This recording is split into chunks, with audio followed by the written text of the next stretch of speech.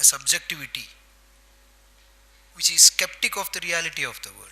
It seems that Indian philosophy have been skeptic of the reality of the world, but the Congress here or the conference here majorly have we have taken for granted that the world is real. We have to hold back certain identities. We have to like claim our geographical side. I don't know about those things, but my paper is skeptic about the reality of the world, and the topic is the Lok Sanghraha, a question of identity in Bhagwad Geeta.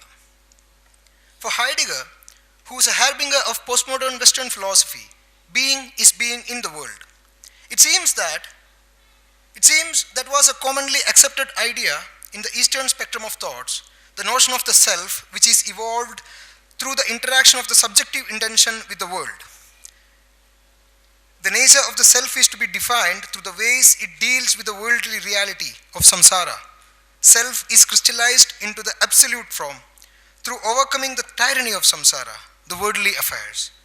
In Advaita Vedanta, the separate existence of the world and the self itself is created by the ignorance of the consciousness of the nature of the world. Buddhism says it is because the interaction with the world with desire which creates the suffering as the essential nature of the self. It is an interesting fact that it is necessary to look and apprehend the world in the right way to attain the highest understanding of the self. It is an indicator for the essential connection of the self and the world, which I will be exploring later. Another aspect of the philosophical schools in the Eastern spectrum is the sense of progression. Hegel understands history or time as a flow of events in a progressive fashion, but Eastern streams of thought tend to see the worldly affairs in a cycle of repetition, but the progress is understood in the nature of the self who is interacting with the world. The conscious self have a progressive attitude in the ever-repeating, decaying pattern of the world, and the highest end of the progression of the self is the ultimate realization of its essential nature. The morality in these religious philosophical systems are designed in such a way to assert the necessity and essentiality of the subjectivity to progress to a higher understanding of his own self and thus a deeper understanding of phenomena. The right understanding of the self will follow the right way to look at the world. It is to be noted that the understanding of the world is always relative to the understanding of the self. Sankhya school of thought says it is the togetherness of the conscious self and the unconscious world. The identity takes form. The way one's identity molds is through the ways the self understands the togetherness of the self and the world. Liberation, the ultimate metaphysical and moral goal, is nothing but the realization of the true nature of the self, the essential identity, if there is one. Here, I would be looking at Bhagwad Geeta and how the identity is important in an epistemic understanding for a worldview which includes ethical as well as metaphysical standpoints. Many interpretations of the text have come, many rereadings, both academic as well as propagandic in nature. Anyhow, this book have become a common ground to draw the nature of a civilization and a time, and have become the cradle of morality for both warmongers and peacemakers, for both philosophers as well as fanatics of different times. The quest here is for the nature of the identity, of the subjectivity which is subtly represented in the three sadhanas Bhagavad Gita speaks of, to attain the ultimate realization of the self, Jnana Yoga, Bhakti Yoga, and Karma Yoga. Sadhana is an act towards an end, a sadhya, a possibility. A sadhaka is a person who acts towards an end, towards a possibility. Out of all ends, the ultimate end is the self-realization. To be aware of the cosmic and eternal nature of the self who surpasses the vicious cycle of karma in its very identity. It is the Brahmajnana, the awareness of the Brahma, the ultimate and essential self. Shankaracharya says Brahmajnana is the supreme of knowledge which subdues all other knowledges. Thus, a man knows all if he knows the real self. No knowledge is worthy without the essential wisdom.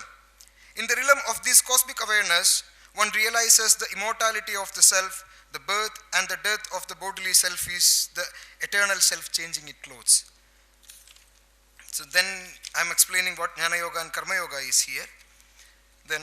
So this is a bit important, otherwise I will not make sense. Yeah. Yes.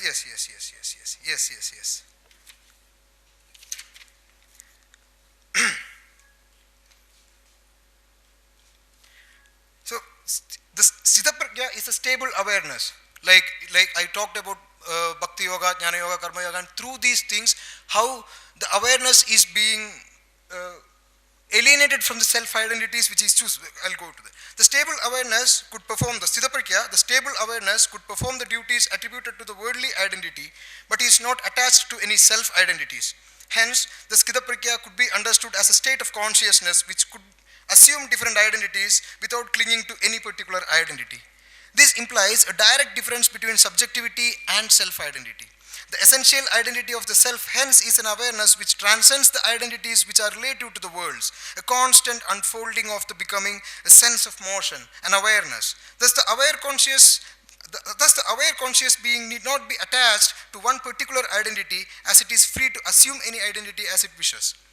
Dharma is the duties in the worldly affairs, thus have nothing to do with the essential consciousness, but the identity assumed according to the situations. An ethical conflict is termed Dharma Sankat in Bhagwad Geeta, which is to be understood as the crisis of the self to assume an identity. In the chapter Arjuna Vishada Yoga, Arjuna faces this identity crisis. He is weak, not even able to lift his legendary bow Gandiva, because he sensed the truth that those whom he have to fight is his family, his teacher, and the great men of his land. Arjuna identifies as the great grandson of Kuru, the disciple of Drona, and the beloved nephew of Bhishma. What Krishna does is to remind Arjuna the right way of assuming the identity, the necessary identity of the moment of a warrior. Hence, an ethical person would be one who is aware of the transcendental nature of the subjectivity and who is able to assume the right self-identity and act accordingly. Swadharma Paripalana, the ethical performance of a duty according to Bhagavad Gita is to perform the duties of the self which is identified in relation with the world.